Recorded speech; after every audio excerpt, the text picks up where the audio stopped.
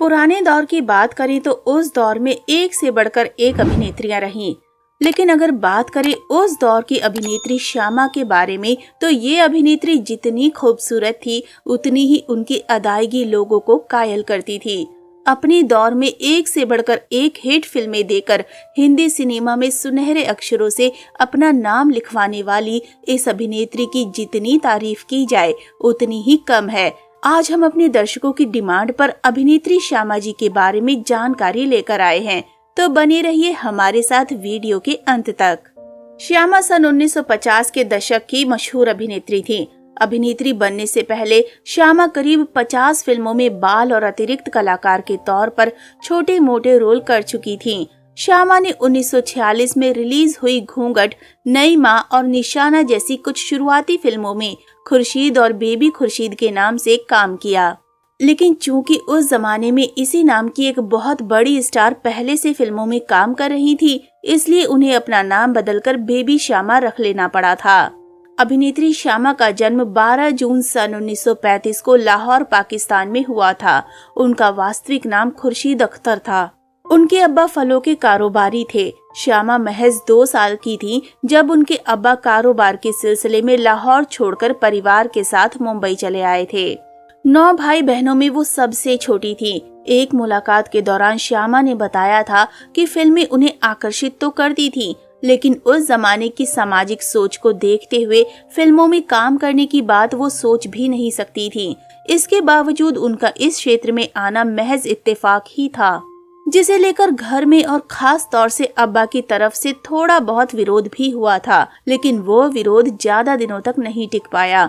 श्यामा का बड़ा बेटा फारूक मिस्त्री विज्ञापन जगत का मशहूर कैमरामैन है, तो छोटा बेटा इंग्लैंड में रहता है। नादिरा, निरूपा रॉय, सितारा देवी, निम्मी, शकीला और शशि कला से उनकी गाढ़ी दोस्ती थी और इन सभी का आपस में मिलना जुलना होता रहता था। लेकिन नादिरा और निरूपा राय, जो इनके घर के करीब ही रहती थी, अब जीवित नहीं है। एक दिन श्यामा अपनी सहेलियों के साथ एक फिल्म की शूटिंग देखने गई। वो फिल्म थी ईस्टर्न पिक्चर्स के बैनर में बनी जीनत, जिसके निर्माता निर्देशक नूरजहां के शौहर सैयद शौकत हुसैन रिजवी थे।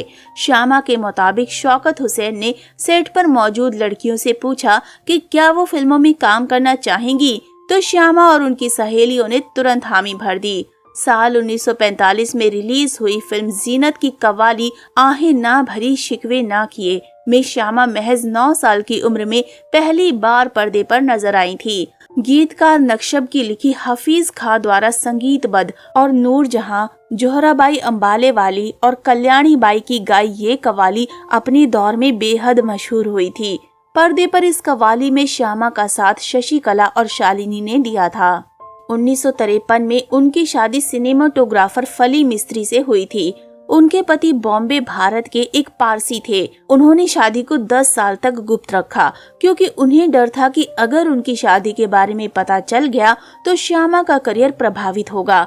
उन दिनों ऐसा माना जाता था कि शादी होते ही महिला सितारों की फैन फॉलोइंग कम हो जाती है। उनके पहले बच्चे उनके बड़े बेटे के जन्म से कुछ समय पहले ही शादी का खुलासा हुआ था। दंपति के 3 बच्चे थे, 2 बेटे फारूक और रोहिन और एक बेटी शिरीन।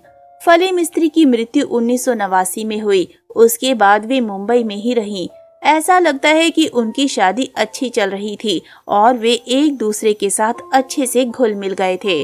2013 के एक साक्षात्कार में उन्होंने कथित तौर पर कहा, मेरी सबसे बड़ी कमजोरी हमेशा फली थी। साल 1951 में बनी फिल्म सजा की शूटिंग के दौरान श्यामा और फिल्म के कैमरामैन निर्देशक फली मिस्त्री की नजदीकियां बढ़ी और 1953 में उन्होंने शादी कर ली। श्यामा के अनुसार करीब 10 सालों तक उन्होंने इस बात को छुपाए रखा, क्योंकि शादीशुदा हीरोइन को उस जमाने में भी लोग आसानी से स्वीकार नहीं करते थे। श्यामा ने बताया था कि शादी के 10 सालों बाद अपने बेटे फारूक के जन्म के समय उन्होंने इस बात का खुलासा किया था। वैसे भी 1960 के दशक की शुरुआत में मैं पूरी तरह से चरित्र अभिनेत्री बन चुकी थी। उनके बेटे फारूक मिस्त्री एक सिनेमेटोग्राफर हैं। श्यामा का 14 नवंबर 2017 को 82 वर्ष की आयु में फेफड़ों में संक्रमण के कारण निधन हो गया। उन्हें भारत की मुंबई में मरीन लाइंस के बड़े कब्रिस्तान में दफनाया गया था। तो दोस्तों अभी के लिए बस इतना ही। मिलते हैं अगली वीडियो में। तब तक आप सब अपना ध्यान रखिए। Bye bye.